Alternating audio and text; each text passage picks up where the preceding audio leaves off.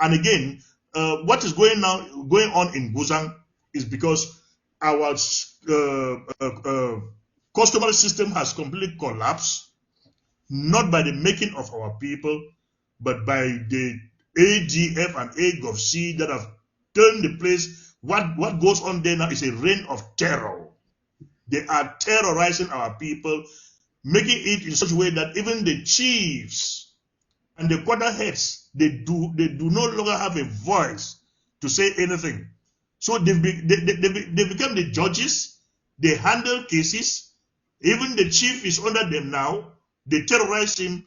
If you don't dance according to their tune, they kill you or you leave the village. So they are now the judges and whatsoever. There's no customary system going on again. They are now the law, and they've taken everything into their own hands. They decide whether you live or you die. I don't know. It is people like Ayabacho that have created over 90% of the so-called black legs that we are having. What can you tell me? That you are holding a gun, pretending that you are fighting to liberate me, and you turn around to terrorize me. You turn around to take what belongs to me. What are you expecting that I should do? That I should go down to pray that, oh, hallelujah, what this man is doing is very good.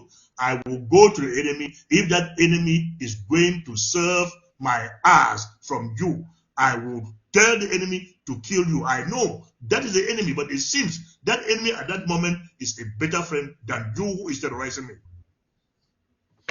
So we are the ones creating our black legs. That's the ADF, not the ARFs. The ADF is creating more black legs against this struggle than even the enemy themselves. Thank you. I want to take it a little bit international.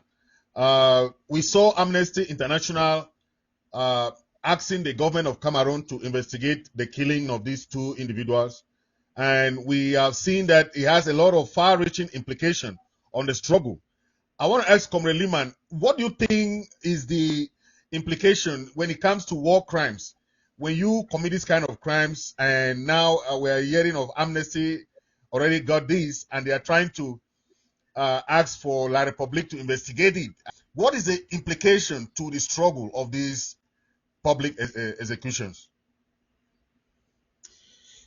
Yeah, comrade, I think I feel really, really terrible I have to comment on such an atrocious act committed by a group of young men who don't know their right to their left. But first things first, I want to go back a step and link the tax policy to the execution and to the outcome of the international community stepping in. You see, we have to be very careful when we settle on a particular issue without understanding the implication in real life. The reason I will not call the thing Ayaba is collecting money from Ambazonians at gunpoint taxes is because it is racketeering, it is extortion by law. Right. Tax agents don't go with guns and meet people in their homes and ask them to give money. That is no longer taxation. Taxes come as an obligation to the state. And the tax money goes to pay teachers, pay for the military, pay for other things, provide water, food, all those things. And it is a deliberate policy instituted by the social contract. That is, the people have agreed to give that money to the government. It is not an imposition on the people. That is no longer taxes. So let's clarify it. Now, when they take guns to people's homes, and if somebody becomes recalcitrant, do you know what will happen to the person? The guns will take over. The person will be killed. And now, this is a very dangerous precedent that I want all Ambazonians to understand. When we allow individuals to make ideas that they are creating tax policies, then the next thing is that they will tell you that they are the judge, and they will have to start judging people. And then the next thing is that they are the executioner. So they will arrest you, judge you, and execute you based on their personal vendetta. Now, this is why I draw the line. We should be very general when we talk about laws. Laws are general. Laws are not subjective. And that is why I come back that the execution of these people even if they are blacklegs, is wrong. There was no court of law that heard their own side of their story to determine if they were actually innocent or they were guilty. They were executed summarily. Now, I'll even go further than that. I'm not just against public execution, even private execution, I'm against it. No civilian should be executed, even if you catch the civilian red-handed, taking the military to show them the Amber hideout. The reason is, how far are you not sure that the civilian was taken against his own wish? Or if they have his family and they are blackmailing them, that if he doesn't do that, they're going to kill him. There is a lot going on, and there is no authority to investigate all these things. So any idea of people being called blacklegs and they should be executed is extrajudicial killing, and it is also what they call summary. The worst is the summary execution, publicly, in front of the families, the loved ones, the children. So let me ask you a question. If that was your brother or your child or the husband of your sister being executed like that, what will you tell the children? So we should be very careful when we endorse certain things. What I'm saying is Ayaba has committed war crimes because they came in and they accepted that they executed those people to set an example. And let me warn Ayaba, okay, I'm saying this publicly and in front of the whole world. Ayaba will leave Norway to prison. What he has done is called war crimes. It has no status of limitation. Even after 100 years, those family will come for justice, and Ayaba and the boys he sent to execute people will go for it. Now, I want to connect what he has done to what Amnesty International wrote. You see, we have the habit of saying La Republic is committing genocide on our people, right? There is extrajudicial killing, there is summary execution, and the next minute you have Ambazonians committing the same atrocities. So what makes you think that they are going to investigate La Republique for extrajudicial killing and not also investigate Ambazonians for extrajudicial killings? Okay, and even if La Republique is doing extrajudicial killing on our people, should Amber fighters do the same? I want to be very clear. Listen, La Republique has what they call state immunity. They will say that they did that law, exercising law and order. But now this is the problem. Ambazonians do not have immunity by the law. And the worst part is, when Ambazonians execute their own, they are not executing La Republique, they are executing their own. The families now are bitter with the fighters. They want their revenge. They will have now to show the hideout of the other fighters, be it ARFs, be it ADF. They don't care. They just want their revenge. So now everybody becomes a blackleg. What I'm saying is anybody can be a blackleg. I am against the execution of anybody, be it blackleg, be it white leg, be it blue leg or purple leg. There is nothing like people should be executed for just saying they're against the war. So I am against summary execution, and I think Ayaba and his group will be answerable for that. I, as a bona fide Ambazonian, I'm a purebred Ambazonian. I am 100% against executing any Ambazonian civilian or taking away his property by force.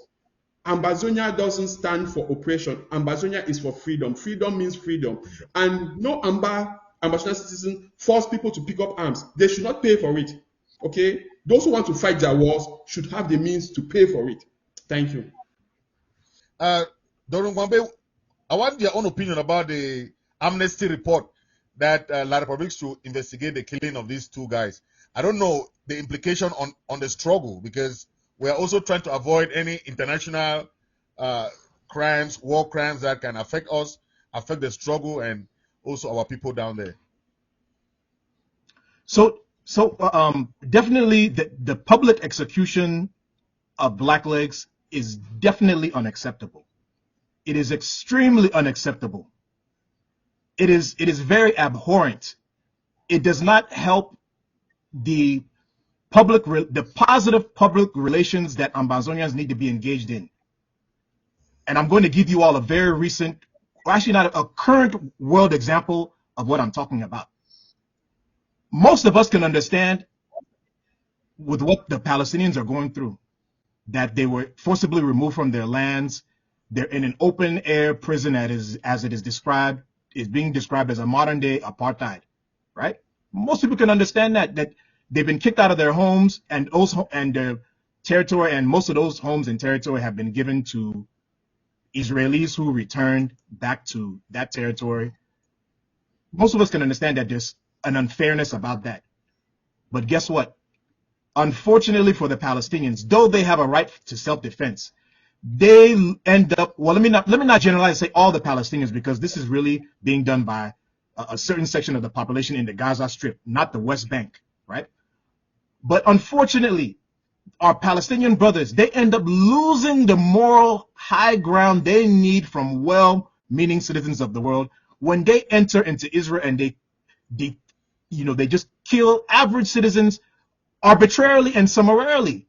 My fellow, and you're seeing it. You're seeing the way the mainstream media is portraying it, and that's the way most people are digesting it, and in particularly the Christian world is digesting it like that because of this perception that that is in the Bible, that the Jews are the chosen people of the world. Let me put it like that, right? Without going too deep into that.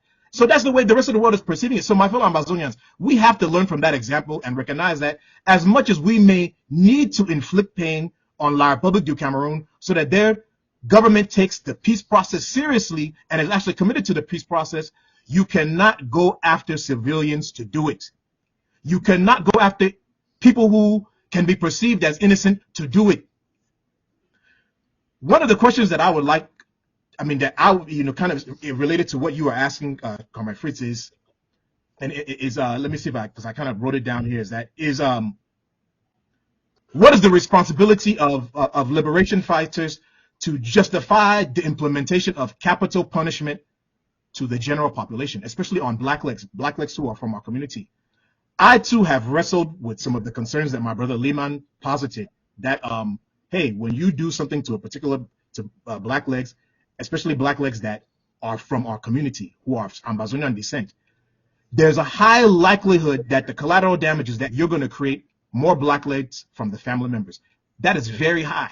It is extremely high. Even detaining them and beating them and punishing them is extremely high. Even collecting taxes from them or doing mischief to fellow Ambazonians, you, as a fighter or a liberation fighter, you're going to create collateral damage where their family members will end up turning against you. So that is why we are in particular very against the public execution of blacklegs who are from our community, who are citizens of Ambazonia in particular, because this issue of blacklegs, it is growing exponentially because of some of the stupid mischief that certain fighters have done. Or maybe certain miscreants amongst the good fighters have done. And unfortunately, the good fighters have not done anything to clamp down on that mischief that these bad infiltrators have done to them. So, personally, I don't really like this public execution thing, but I'm really expecting that we understand that those guys now had a high probability of being blacklegs. But the ADF fighters who carried out that activity, they did not even justify why they were carrying out that activity to the population. Are they assuming that the general population that was there in Guzang knew that these guys were blacklegs? We who were in the diaspora, we did not know if those guys were blacklegs or not. So I personally believe that anyone who is going to be doing anything, they need to make sure that they are 100% sure about what they're doing. Because if you're not 100% sure about what you're doing, you are going to create enemies for us from our brothers and sisters. Thank you. Let me end on